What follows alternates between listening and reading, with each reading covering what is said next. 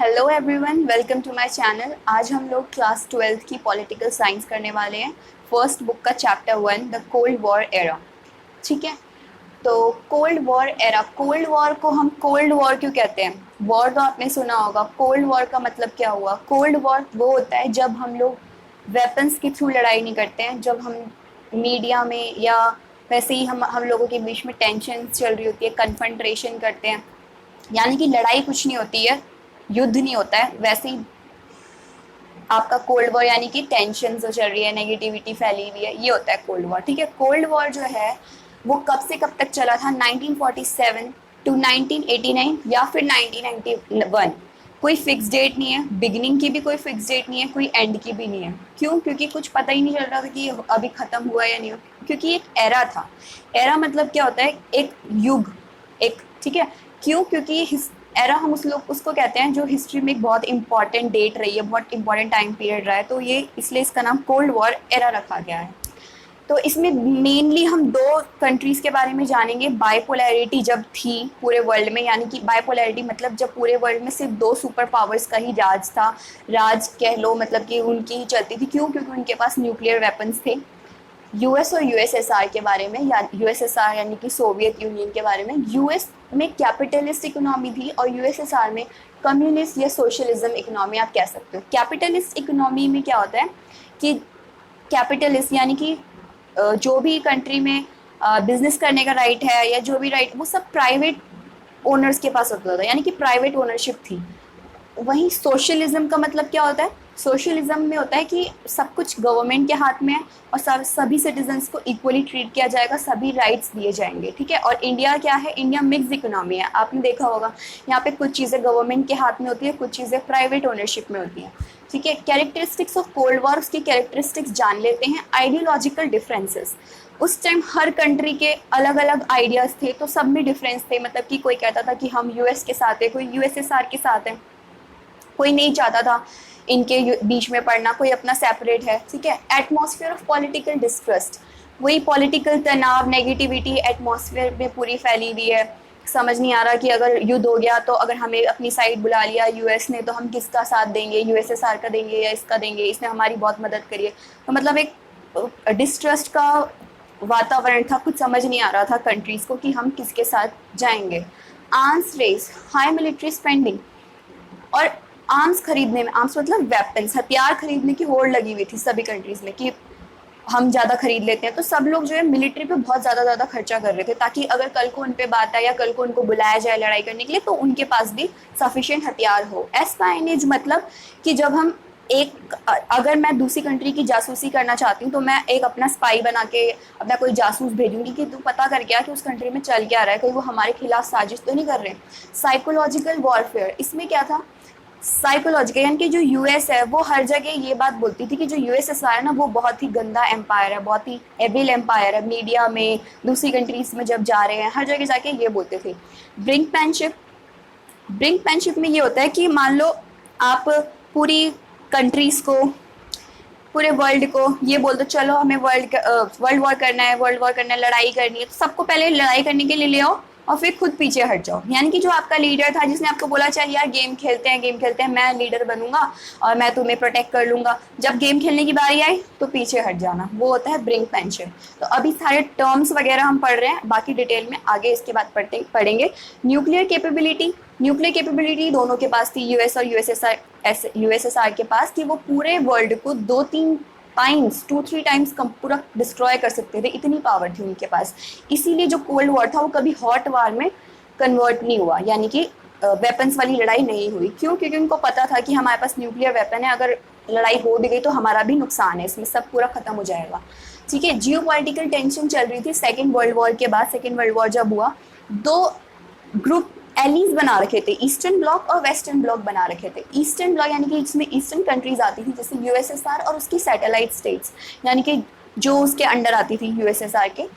US and it's NATO allies, US United states और उसकी NATO allies, मतलब NATO मतलब नॉर्थ अटलांटिक ट्रीटी ऑर्गेनाइजेशन। ये कुछ कंट्रीज ने एक ऑर्गेनाइजेशन, एक अलाई बना रखी थी कि भैया कल को कोई लड़ाई होती है तो ये कंट्रीज जो है वो यूएस का ही साथ देंगी। प्रॉक्सी वॉर्स, प्रॉक्सी का मतलब क्या होता है, यानी कि स्कूल में आपने सुना होगा या कहीं भी आपने वर्ड सुना होगा कि कोई अगर कोई एब्सेंट हो जाता है यानी कि, तो उसके प्रतिनिधि में कहते हैं ना मेरे बदले तू चले जा, वैसे ही ये लोग क्या करते थे कि अभी हम नहीं लड़ रहे, हमारे बदले तब तक तुम लड़ लो। जैसे कोरिया, वियतनाम और अफगानिस्तान, ये लोग यूएस वालों ने बोला, यूएस और यूएसएसआर वाले ने कि हमारे बदले तब तक तुम लड़ लो। उसके बाद हम क्यूबन मिसाइल क्राइसिस के बारे में आगे डिटेल में जानेंगे। अभी फिलहाल हम इतना जान लेते हैं कि जो यूएसएसआर था उसने क्यूबा में अपना मिसाइल्स इस्टेब्लिश करवाए, यानी कि अपना मिलिट्री बेस सेटअप कराया, जिसकी वजह से यूएस और इन दोनों के बीच में तनाव की सिचुएशन खड़ी हो गई। डेटरेंस मतलब कि वही कि इन्होंने ऐसा एक लॉजिक लगा रखा था कि भैया हम ये इनको बता देते कि हमारे पास बहुत न्यूक्लियर वेपन है और तुम कभी हम पे हमला मत करना, मतलब डरा के रखना। जैसे कि जैसे मान लो इंडिया है, इंडिया किससे सराउंडेड है, पाकिस्तान, बांग्लादेश हो गया, श्रीलंका, ये बात सारी छोटी छोटी कंट्रीज हैं, ठीक है। इंडिया के पास इन सब के कंपैरिजन में बहुत सारी चीज़ें, तो ये जो बाकी सारी कंट्रीज है ना, ये हमेशा इंडिया से डर के रहती है। वैसे ही इन लोगों ने ये काम किया, यूएस और यूएसएसआर ने, कि अपनी जो दबदबा दिखाया कि देखो हमारे पास न्यूक्लियर वेपन है, जिससे कि लार्ज स्केल डिस्ट्रक्शन रुक जाए, क्योंकि ये डूबते बाकी सब मरते तो ये भी मरते यूएस वाले। एक्सिस पावर्स कौन थी? एक्सिस पावर्स एक कंट्री का ग्रुप था जो कि एलाइड फोर्सेस के खिलाफ थे, जैसे, और उन कंट्री में कौन था? जर्मनी, इटली और जापान। एलाइड फोर्सेस में कौन था? Allied forces second world war के दौरान बना था, सेकेंड वर्ल्ड वॉर के बाद नहीं, उसी टाइम बना था, क्योंकि इसके अंदर देखो यूएस यूएसएसआर हैं, क्योंकि अगर मैं बोलूँ उसके बाद बना होता तो फिर ये दोनों एक साथ कैसे हो सकते हैं, ठीक है। लेकिन ये तब एक साथ थे, तब इन दोनों के बीच में अलाइनमेंट थी, ठीक है। यूएस, यूएसएसआर, ब्रिटेन और फ्रांस, ठीक है। इसके बाद हम नेक्स्ट टॉपिक करते हैं आगे।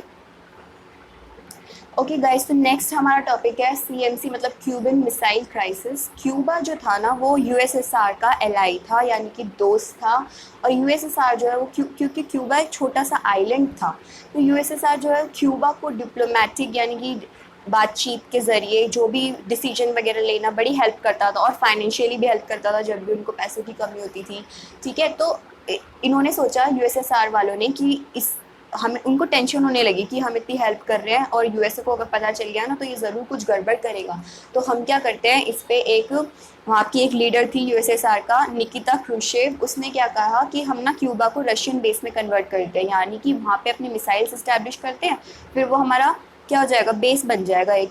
1962 में इन्होंने ये सोचा, डिसाइड करने की कोशिश करी। तो यूएस के जो प्रेसिडेंट थे उस टाइम, जॉन एफ कैनेडी, उन्होंने उसको वार्निंग दी कि भाई ऐसा मत करो, हम तुम्हें प्यार से समझा रहे हैं, वरना वर्ल्ड वॉर 3 हम कर देंगे अगर तुमने हमारी बात नहीं मानी तो। लेकिन वो नहीं माने, उन्होंने अपनी शिप्स वहाँ भेजना शुरू करी, वॉरशिप्स। लेकिन अमेरिका वाले भी चालाक थे, उन्होंने अमेरिकन जो वॉरशिप्स थी, उन्होंने सोवियत यूनियन की वॉरशिप्स को बीच में रोकना शुरू करा, और यही जो मेन पॉइंट था जिसने कोल्ड वॉर की शुरुआत करी। अब कोल्ड वॉर कब शुरू होता है? जब वर्ल्ड वॉर 2 खत्म होता है। वर्ल्ड वॉर 2 कब तक चला था? 1939 से लेकर 1945 तक, जब एलाइड फोर्सेस ने एक्सिस पावर्स को हरा दिया था। एलाइड फोर्सेस में कौन कौन था? यूएस, यूएसएसआर, ब्रिटेन और फ्रांस, और एक्सिस पावर में कौन था? जर्मनी, इटली और जापान। तो इन लोगों ने जब जर्मनी, इटली और जापान को हरा दिया था, तब हमारा कोल्ड वॉर शुरू होता है। और इससे पहले वर्ल्ड वॉर 1 ने भी दुनिया को हिला के रखा हुआ था, 1914 से लेकर 1980 तक। उसके बाद वर्ल्ड वॉर 2 ने और हिला दिया। क्यों, कैसे खत्म हुआ वर्ल्ड वॉर 2? जब यूएसए ने जापान को डरा के तो नहीं कहेंगे, बिल्कुल ही उसको दहला दिया था। ये सबको पता होगा, जब एटॉमिक बॉम्ब्स गिराए थे जापान की 2 इम्पॉर्टेंट सिटीज़ पर, हिरोशिमा और नागासाकी में, जब बहुत ज़्यादा तबाही हुई थी, उसका असर आज भी वहाँ दिखता है। अगस्त 1945 में उन्होंने ये काम किया था। उसके बाद वेस्टर्न अलायंस, उसके बाद क्या हुआ कि ये दोनों पावर्स जो थी ये दुनिया के सामने आ गई थी। इन्होंने कहा हम ही दोनों सुपर पावर हैं, और अब 2 सुपर पावर जब सामने आ गई हैं तो इन दोनों के बीच में लड़ाई होना शुरू हुई। तो जो ईस्टर्न अलायंस थे वो सारे जो थे वो आ गए रशिया के अंदर, और उस ग्रुप का नाम इन्होंने दिया वॉर्सो पैक्ट, जो 1955 में बना। और वेस्टर्न अलायंस यानी वेस्टर्न की जो कंट्रीज थी वो सारी आ गई आपकी यूएसए में, और उसका नाम रखा नॉर्थ अटलांटिक ट्रीटी ऑर्गेनाइजेशन, जो कि 1949 में बना। और फिर कुछ कंट्रीज ऐसी बच गई थी जो अभी अभी इंडिपेंडेंट हुई थी, वो आ गई नाम के अंदर, यानी कि नॉन अलाइंड मूवमेंट के अंदर। उन्होंने कहा कि हमें ना तो तुम्हारे पास आना है ना तुम्हारे पास आना है, ठीक है। और फिर कुछ स्मॉलर स्टेट्स भी बच गई थी जिनका फ़ायदा यूएस और यूएसएसआर ने उठाया, और वो भी डरे हुए थे कि भैया हम पे इन्होंने न्यूक्लियर वेपन अटैक कर दिया तो हम तो कहीं के नहीं रहेंगे, इससे अच्छा इनकी मदद कर देते हैं। कैसे मदद करी? ऑयल ऑयल दिया, मिनरल्स दिए, टेरिटरी दी, इकोनॉमिकली भी वो इनको सपोर्ट करने लगे ताकि ये सुरक्षित रहें। ठीक है, तो आज के लिए इस वीडियो में इतना ही करते हैं, बाकी हम पार्ट 2 में देखेंगे।